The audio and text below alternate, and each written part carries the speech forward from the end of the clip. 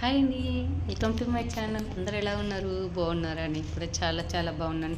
మరొక రెసిపీతో మీ ముందుకు వచ్చానండి. ఇదైతే చాలా వెరైటీగా ప్రిపేర్ చేశానండి. అది కూడా సండే బుక్లో చూసి, ఈనాడు బుక్లో మా అమ్మాయి అడిగింది, అమ్మాయి పలావ్ చేయండి, చేస్తున్నానండి. ఈరోజు వచ్చేసి వెరైటీగా అయితే పాలక్ పన్నీర్ పలావ్ ప్రిపేర్ చేస్తున్నానండి.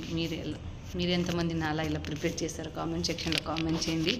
మా అమ్మ ఏదైనా వంట వచ్చింది కంపల్సరీ అడిగి చేయించుకుంటుందని ట్రై చేశాను. చాలా అంటే చాలా బాగా వచ్చిందండి. ఫస్ట్ టైం ట్రై చేస్తే చాలా బాగా కుదిరింది. ఫస్ట్ అయితే బాస్మతి రైస్ తీసుకున్నానండి. నేను వచ్చేసి 2 గ్లాసెస్ బాస్మతి రైస్ తీసుకున్నాను.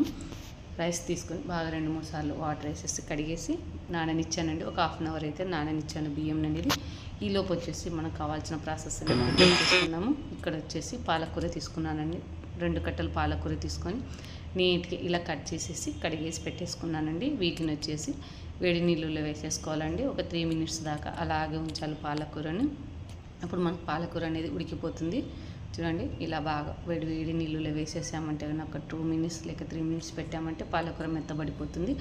పాలకూరని అంతా స్ట్రైన్లో చేసేసి వాటర్ అంతా ఉంపేసుకోవాలండి. ఇది కానీ టేస్ట్ మాత్రం చాలా బాగుందండి. తప్పకుండా ఒకసారి ట్రై చేయండి. ఇలా పాలకూర ఒక 2-3 నిమిషాలు స్టవ్ అయితే ఆఫ్ చేసేసానండి. వాటర్ మరిగించిన తర్వాత ఆఫ్ చేసేసి పాలకూర వేసేసి పెట్టేశానండి. ఈలో పాలకూర బాగా మగ్గిపోయింది. చూడండి, వడగొట్టేసుకున్నానండి. ఇలా ఫిల్టర్లో అయితే వడగొట్టేసి వీటిని పాలకూరని గ్రైండ్ చేసేసుకోవాలండి. మనం మెత్తగా పేస్ట్ లాగా గ్రైండ్ చేసేయాలండి. ఇందులోనే కొద్దిగా సాల్ట్ వేసాను, అలాగే పచ్చిమిర్చి వేసానండి. ఒక 3 పచ్చిమిర్చి దాకా వేసేసి గ్రైండ్ చేశానండి. సాల్ట్ వేసిన వీడియో స్లిప్ మిస్ అయింది. ఇప్పుడు వచ్చేసి ఒక గిన్నె పెట్టేసుకొని మనం పలావ్ ఏ గిన్నెలు చేస్తున్నా ఆ గిన్నె అయితే పెట్టేసుకోవాలి. అందులో 2 టేబుల్ స్పూన్ వచ్చేసి నెయ్యి వేయాలి, 2 టేబుల్ స్పూన్ ఆయిల్ వేయాలి. 2 వేస్తేనే టేస్ట్ బాగుంటుంది పలావ్కి.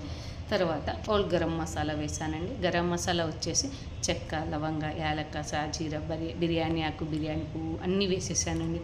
వేసేసి ఇలా బాగా ఫ్రై అయిన తర్వాత ఉల్లిపాయ ముక్కలు, పొడవుగా కట్ చేసిన ఉల్లిపాయ ముక్కలు, అలాగే పచ్చిమిర్చి ముక్కలు 2 వేసేసి అవి కూడా బాగా వేగాలండి. మనకి పలావ్ చేసినట్టుగానే బాగా వేగిన తర్వాత ఒక స్పూన్ అయితే అల్లం వెల్లుల్లి పేస్ట్ వేసానండి. అల్లం వెల్లుల్లి పేస్ట్ వేగిన తర్వాత మనం వచ్చేసి ఇందులోనే మసాలాలను యాడ్ చేసేసుకోవాలి.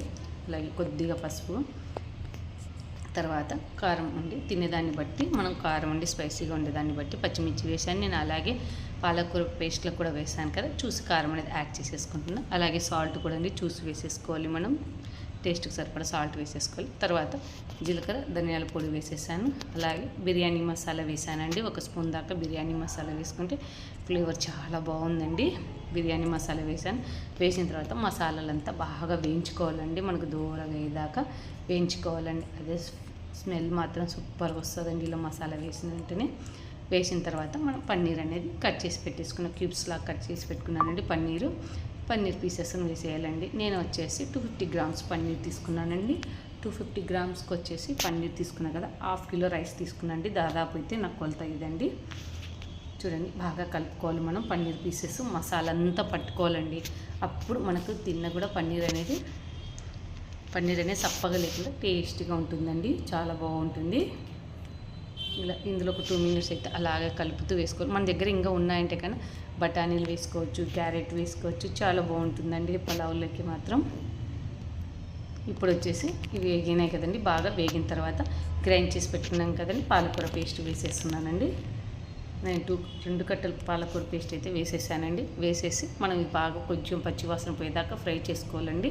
ఎందుకంటే పచ్చిమిర్చి వేసాం కదా, కొంచెం ఫ్రై అయితే బాగుంటుందండి. ఇప్పుడు వచ్చేసి వాటర్ అంతా వంపేసుకొని రైస్ వేసేసుకోవాలండి. వాటర్ లేకుండా రైస్ వేసేసి రైస్ కూడా ఒక 2 మినిట్స్ అయితే ఈ మసాలాలో మగ్గితే కానీ రైస్ బాగుంటుందండి టేస్ట్. ఎప్పుడైనా పలావ్ చేసేటప్పుడు రైస్ కొంచెం ఆయిల్లో ఫ్రై చేసుకున్నామంటే టేస్ట్ బాగుంటుందండి. డైరెక్ట్ వాటర్ ఉడికించి వేసేది వేరు, ఇలా చేసుకుంటే పలావ్ వేరే విధంగా వస్తుందండి టేస్ట్. ఇలా రైస్ అంతా కలిపేసుకోవాలండి. ఎక్కువ కలపకూడదండి, విరిగిపోతుంది బాస్మతి రైస్. అందుకనేసి ఇటుగా కలిపేసుకోవాలి. మసాలా అంతా పట్టేంత వరకు కలిపేసుకోవాలండి. అసలు ఎంత కలర్ఫుల్గా ఉందో కదా, గ్రీనీస్గా చాలా బాగుందండి. అసలు నేను వచ్చేసి 2 గ్లాసెస్ బాస్మతి రైస్ తీసుకున్నాను కదండి, 3.5 గ్లాస్ అయితే వాటర్ వేసేసానండి.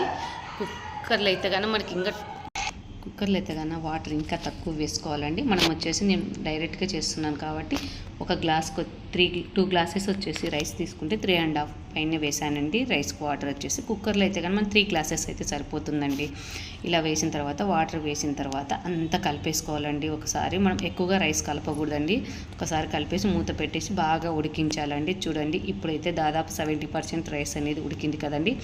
ఈ టైంలో వచ్చేసి ఒక్కసారి జస్ట్ అలా కలిపేసుకోవాలండి. ఎందుకంటే మసాలా అంతా పైన ఉంటుందండి.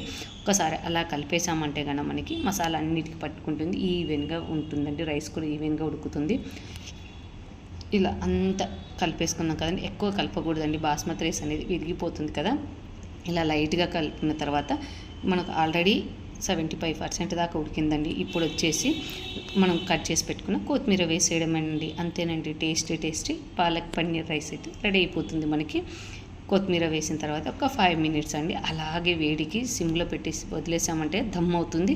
రైస్ అనేది పొడిలాడుతూ వస్తుందండి. ఎప్పుడైనా రైస్ ఉడికించిన వెంటనే తీయకూడదండి. పలావ్ కానీ బిర్యానీ కానీ కొంచెం చల్లారిన తర్వాత తీస్తే మనకు రైస్ అనేది పొడుచుకొని ఉంటుంది. చూడండి ఎంత బాగా వచ్చింది అస్సలు రైస్. మూత తీసిన వెంటనే ఫ్లేవర్ కూడా అంత మంచిగా వచ్చిందండి. తినండి, వేడి పాలక్ పన్నీర్ అయితే రెడీ అయిపోయిందండి. మీకు కానీ వీడియో నచ్చినట్లయితే లైక్ చేయండి, షేర్ చేయండి, కామెంట్ చేయండి. తప్పకుండా ట్రై చేయండి. టేస్ట్ మాత్రం చాలా అంటే చాలా నచ్చిందండి. ఓకే అండి, thank you for watching. Bye అండి.